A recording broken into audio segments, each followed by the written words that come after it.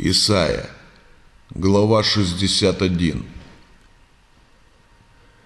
Дух Господа Бога на мне, ибо Господь помазал меня благовествовать нищим, послал меня исцелять сокрушенных сердцем, проповедовать пленным освобождение и узникам открытие темницы, проповедовать лето Господне благоприятное и день мщения Бога нашего, утешить всех сетующих, возвестить сетующим на Сионе, что им вместо пепла дается украшение, вместо плача или радости, вместо унылого духа славная одежда. И назовут их сильными правдою, насаждением Господа во славу Его.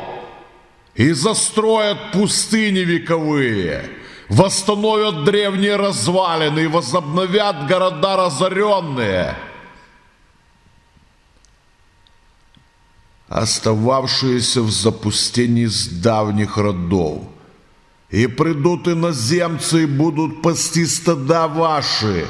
Сыновья чужестранцев будут вашими земледельцами и вашими виноградарями, а вы будете называться священниками Господа, служителями Бога нашего будут именовать вас.